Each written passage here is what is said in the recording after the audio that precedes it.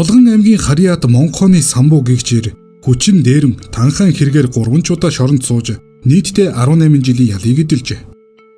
Эрбээр Баян айлын эрэг танхи өссөн ганц хүү бөгөөд хамгийн сонирхолтой нь тэрээр аригтарс хэрэгэлдэггүй нэгэн. Гэтэл дийлэн хүчингийн хэрэг үйлдэгчид цогтуугаараа уг хэргийг өвлдсөн байдаг. Судалгаанаас үзэхэд тэдний 80% нь дагуур огтоо, 18% нь үл таних хүмүүсийг, 2% нь хамаатан садан буюу төрсөн огтоо хүч хэрхэлдэг гэсэн тооцоо гарчээ. Энэхүү 2% нь жинхэнэ гаж донтнуудаас бүрэлддэг бололтой ихэвчлэн оюуны догололтой муухар өссөн зарим нэг хүн төрсөн охиноо өвөртөө оруулдаг юмсанж. Бэлгийн гаж дон, аллагын гаж дон гэгч нь оюун ухааны хомсдолтой салшгүй холбоотой байдаг ажээ. Одоогоос хэдэн жилийн өмнө Төв аймгийн нэгэн суманд Хүрэлбаатар гэгч 24 настай залуу 13 настай төрсөн дүүгээ хүчирхийлээд баригдсан байдаг. Эцэг их нь хүүгээ өмөрж дагвсны эцэст уг хэрэг дарагдсан ч өнөө хүртэл нутгийн хүмүүс шуугсаар байна.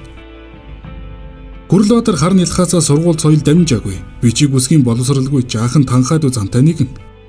Өнөөдөр иймэрхүү хүмүүс Монголд хэдэн мянгаар байгаа. Иймэрхүү хүмүүс аригтарс их хэмжээгээр уусан үедээ адгууслаг чанар нь хүчтэй илэрч төрсөн ихийг хүртэл хүчинтэд бэлэн болдог байна. Үүнээс гадна бүрэн дунд боловсралтай, ном сонин хэвлэлд гаргууд уншдаг. 45 настай хижээлээр төрсөн өхнөө хүчиндээ ялавж байсан тохиолдолч бий. Эдгээр хүмүүсийн оюун ухаан юугаар хомсдолтой бэ гэвэл сэтгэл санааны хүмүүжил дуцсных бололтой. Юмны учир начрыг ойлгодог атлаа цаанаа ёс зүй, хайр инрэл, нүгэл хилэнц, хүн болсны утга учир гэж юу байдгийг ч гадралдаггүй. Ийм хүмүүс бидний дунд бас л хэдэн мянгаараа бий. Дажаал хүслээ хар нялгаас нь зоргонд нь тавьж өссөн төвчээргүй хүмүүсийн дундаас жинхэнэ гаж донтнууд гарч ирдэг бөгөөд энэ талаар судалгаа хийсэн нэгэн эмч бэлгийн гаж донтнуудыг 3 үндслээр дүгнэж байна. Түүний ажигласнаар мал адгуустай хурцад үлддэг хүмүүс төрсөн өхнөө хүчинтэд хизээд бэлэн байдаг ажээ. Ингээд Монхооны Самбуугийн хэргийн талаар өгүүлье. Эрбээр боловсралгүй бүдүүлэг танхаад өссөн нэгэн бөгөөд 1980 оны үед 16-аас 22 насны 3 охиноо эхнэрийнхээ нүдэн дээр дарамтлан бэлгийн харьцаанд оруулдаг байжээ. Энэ хэрэгтэй тэрээр 25 жилийн ял авч онцгой дэглэмтэй шоронд очсон юм.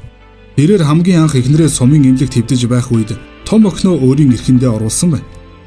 Самбуу нь 12 настай байхдаа Малтай тухайлбал эдэлд хэрэгэлдэг гарын дор хонь ямаа зэрэгтэй явуулдаж эхэлсэн бөгөөд 19 настайд шоронд очоод энэ зангаа тавилгүй айлын хонь ямаа дагаад гүйчигдэг байсан гэдэг. Энэ утгаараа зоонд бус ууланд мод хийх туйлын дуртай байжээ. Нэгэн удаа хянагч нар хоригдлуудын хоол хүнсэнд ойролцох айлаас нэгэн охин ямаа авчирсан бөгөөд Самбуу түүнийг хармагцаал хүүш ямар гоё юм бэ? Наад ямаага надад ганцхан цаг хэрэглүүлчих. Оронд нь би төлөвлөгөөгөө давуулан биелүүлнэ гэсэн гэдэг. Мал адгуустай хурцл үлддэг хүмүүс төрсөн өхнөө хүчинтэд хязээд бэлэн байдаг гэсэн дээрх эмчийн судалгаа Монхооны Самбууд яг тохирж байгаа. Самбууг 1970-ад оны сүүл үед Мантын шоронд байхад Ирхүүгийн сургуульд сурч байгаад дээрмийн хэрэгээр хөөгдөж ирсэн гантай хүүгэгч залуу түүнтэй галхан болжээ. Энэ залуу тухайн үед гадаад дотоодын ном сонин их уншдаг бөгөөд тэрээр цоц нийгмийн үед хөрөнгөд ертөнцийн нүүр царайг уудлан илчилдэг. Оросын сэтгүүлч Валентин Зорин гэгчийн докюментыг их уншдаг байжээ. Гантай хүү нэгэн удаа Зорины докюментыг эргүүлж тойруулж байгаад Английн хошин киноны од Чарли Чаплин төрсөн охинтойгоо явуулдаж байгаад хүүхдтэй болгожээ гэсэн мэдээлэл олж уншжээ. Үүнийг галхам Самбуудаа хүртэл уншиж өгсөн байгаа. Тэгтэл Самбуу би чинь 3 охинтой хүн шүү дээ. Одоо тэд нар их том болж байгаах. Ялангуяа манай том охин их хөөрхөн. Би түүнийг харахаараа боо босчоод байдаг юм. Чаплин төрсөн охиноо эдэлж хэрглэж болж байхад би яагаад болдоггүй юм бэ хэмээж. Хариуд нь гантай хүү Самбуу чи болооч дээ. Тэр хөөрхөн охиноо надад бэлгэлчих. Ер нь би жилийн дараа суллагдаад танаа том охинтой сууж чиний хөргөн болоё байцгийг зэрэгээр нарсанд хүний эрхэнд байгаа мөртлөө нарны охинд сэтэн хаж шүлэнгдсэн байгаа. Гэтэл гантай хүү тэр жилийн дараа суллагдах нь бүхэл хоригдод хутгалж алсан хэрэгээр гяндан суучихжээ. Харин Малтай явуулдаг мунаг Самбуу жилийн дараа суллагдаад эхнэр 3 охин дээрээ тачаал ханхлуулсаар дахиж хүрсэн байна. Тэгээд тэрээр хамгийн түрүүнд том охиноо эрхэндээ оруулаад үүнээс жилийн дараа 8 дугаар ангид сурдаг дунд охиноо мод түүх нэрийдлэр ойрлууд агуулж аваад хүчирхийлжээ. Харин бага охиноо жилийн дараа сумын сургууль руу хөргөж өгөх замдаа хүчирхийлсэн байна. Үүнээс хойш тэр 3 охидоо удаа дараалан ээлжлэн хүчирхийлсээр сүүлдээ бүр эхнэрийнхээ нүдэн дээр октийнхоо өвөрлөв шургаж ордог болжээ. Ингэхдээ хэрвээ та нар хүн амьтанд мэдгдсэн байвал дэмий шүү. Бүгдийг чинь хоолой хэрчиж алаад гэртээ юутай хээдэж шатаачихын шүү. Тэгээд би өөрөө хөвзглийн тайгад очиод бүгдч чадна шүү гэж сүрдүүлдэг байж. Энэхүү занал хийдлээс айсан их охид түүний аяыг дагаж хатханд нь жижирсээр бүтэн 3 жил болжээ.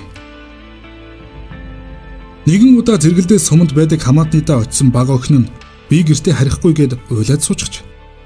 Ах дүүс нь элдвэр ядгасны эцэст охин бүх үннийг ярьснаар Монхооны самбуугийн бузар хэрэг хуулийнхны сонорт хүрсэн гэдэг. Ийм дарамт өнөөдөрч хаанигтэй байж л байгаа.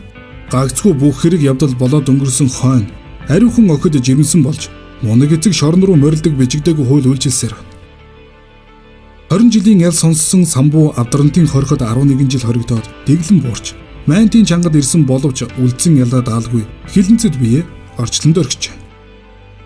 Шоронд угаасаа улаан махны хэрэгтнүүдийг үцэж чаддаггүй бөгөөд энэ хугацаанд манер хэрхэн зовж таржилсан нь тодорхой. Хүн ямар нүгэл үлдэн түүнийхээ уршиг заавал эдэлдэг гэж сургасан байдаг. Монхооны самбуу яг л тэр жамаар хорвоо ертөнцийг цэвэрлсэн юм.